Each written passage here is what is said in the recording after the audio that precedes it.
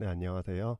이번 영상에서는 TLC의 발생 및 검출 방법과 두 가지 이상의 용매를 이용해 리텐션 팩터 차이를 증가시키는 방법을 소개할게요. 늘 언제나 그랬듯이 최대한 쉽게 설명드리도록 하겠습니다. 먼저 발색 과정이 필요한 이유는 사실 각 스팟들이 가시광선에서도 잘 보이면 추가적인 발색을 할 이유가 없죠. 보이는 대로 확인해 주시면 됩니다. 다만 과시광선에서 보이지 않는 경우가 문제죠.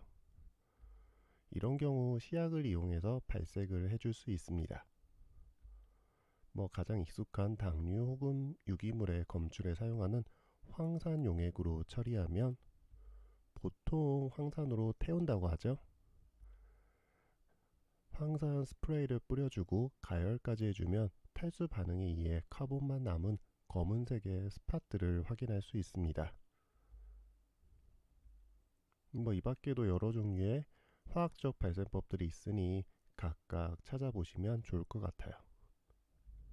사실 개인적으로 화학적 발색 과정에서 일어나는 시료의 손상들을 싫어하거든요. 한번 발색하고 나면 시료를 되돌리기 힘들거든요. 불가능하죠. 몇몇 경우들은. 개인적으로는 그래서 시료에 손상을 주지 않는 분광학적인 방식을 좋아합니다. 보통 UV를 사용하죠. 일반적으로 254, 366 나노미터 파장을 사용하는데요.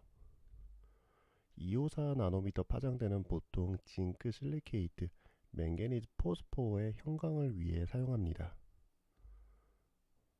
이런 처리가 없는 TLC 플레이트는 확보 동안은 본 적이 없는 것 같아요. 징크 실리케이트 맹가니즈 포스포는 이름 그대로 맹가니즈가 일부 불순물로 첨가된 도프된 징크 실리케이트입니다. 이런 징크 실리케이트, 맹가니즈 포스포는 254 나노미터의 UV를 쬐어줄 때 초록색의 형광을 주는 물질이고요. 그러니 254 나노미터 파장대의 UV를 흡수하는 물질이 있다면 해당 영역의 형광세기가 약해지니 TLC상에서 어둡게 나타납니다. 그리고 거의 모든 화학물질은 254 나노미터 같은 단파장대 UV를 흡수하고요.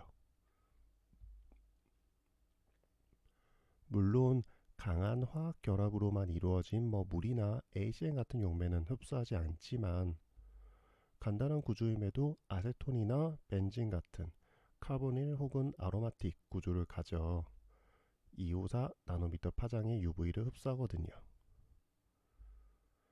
흔한 파이본딩, 컨주게이션, 벤젠링 하나 없이 강한 결합으로만 이루어진 구조는 반응성도 별로 없고 구조적으로 재미가 없어서 대개 합성을 안 합니다. 그러니 실험실에서 합성하는 거의 모든 화학 물질들은 254 나노미터 파장의 빛을 흡수할 거예요. 그러니 거의 모든 화학 물질은 TLC상에서 254 나노미터 파장의 빛을 쬐어주면 스팟으로 나타나고요. 다만 254 나노미터 파장의 빛을 흡수하여 발광하는 물질이 있다면 스팟으로 확인하기 어려울 정도로 약하게 어둡거나 혹은 다른 색을 가집니다. 이런 경우는 366 나노미터 파장대로 쬐어주면 되죠. 254 나노미터 파장대에서 발광하는 구조라면 아마도 여러 개 아로마틱 혹은 폴리사이클릭 컴파운드일 테니 366 나노미터 파장으로 살펴보면 대개 밝은 스팟을 확인할 수 있습니다. 또한 TLC에 미리 도포했던 포스포들은 254 나노미터 선택적이니 366 나노미터 파장에서는 형광이 없어 366 파장을 흡수하고 발광하는 구조적 특징을 가진 물질이 있는 스팟만 밝게 보입니다. 간단히 정리하면 254 나노미터 파장대에선 백그라운드가 밝고 스팟이 어둡지만 366나노미터에선 스팟만 밝게 빛나죠. 그러니 조금이라도 흥미로운 화학 구조라면 예를 들어 아로마틱 카보닐 폴리사이클릭 같은 펑셔널 그룹이라든지 컨주게이션 같은 게 있다면 254, 366 나노미터 두 가지의 파장을 이용해서 모두 검출할 수 있습니다.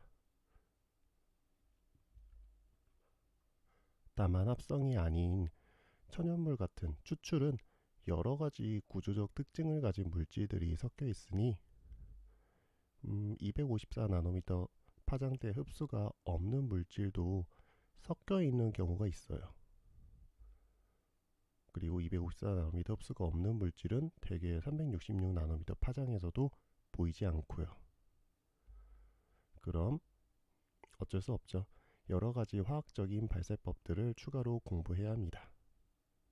원래 추출 분석은 간단하게 하자면 무척 쉽지만 이런 추출물의 분석을 진지하게 하면 무척 어렵거든요. 그럼 발색 및 검출법에 대해선 여기서 마무리하고 두 가지 이상의 용매를 이용해 리텐션 팩터 차이를 증가시키는 방법을 설명해 드릴게요.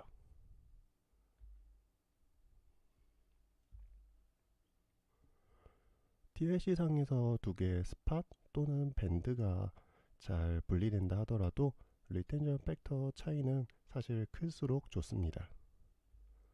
이후에 칼럼을 이용한 분리를 위해서요. 가장 먼저 리텐션 팩터 차이가 클수록 실험이 편해지는 게 제일 중요하고요. 추가로 칼럼의 분리능이 TLC보다 나쁘기 때문인데요.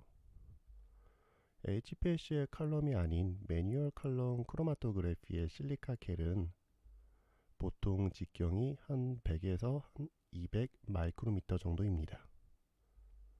일반적인 TLC는 약 10에서 20, 14 마이크로미터 정도의 직경을 가지고요.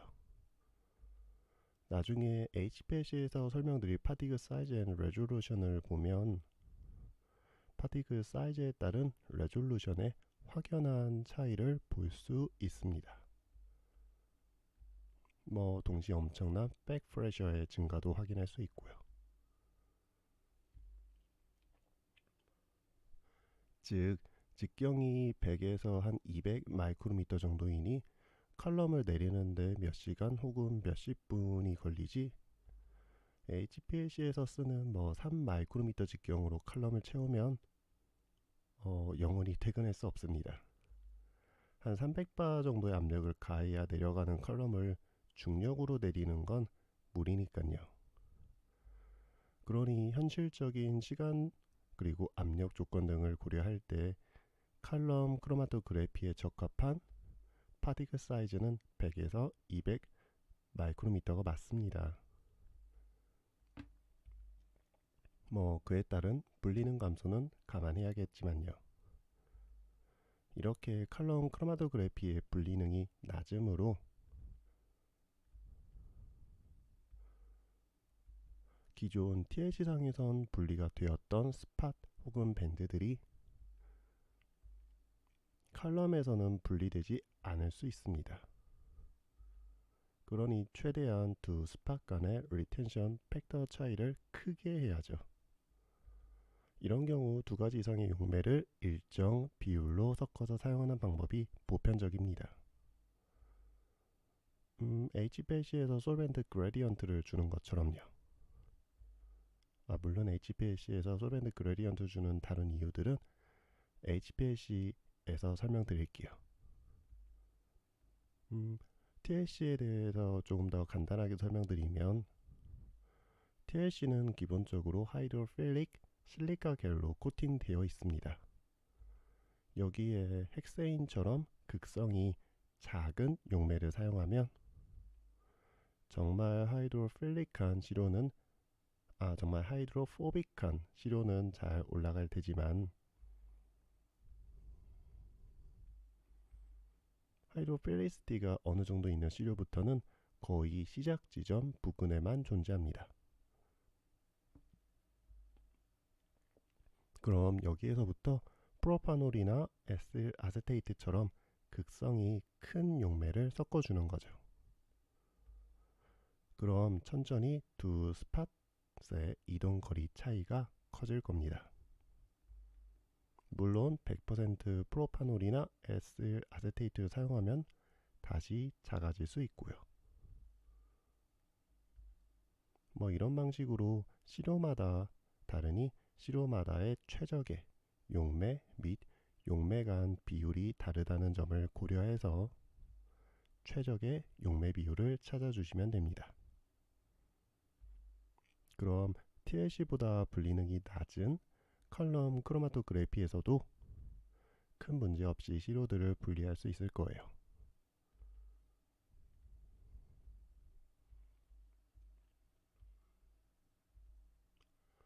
그럼 TLC에 대한 영상은 여기에서 마무리하고 다음 영상에서는 컬럼 크로마토그래피에 대해서 소개할게요. 그럼 늘 부족한 영상 시청해 주셔서 감사합니다. 좀 더 도움이 되는 영상으로 찾아뵐게요.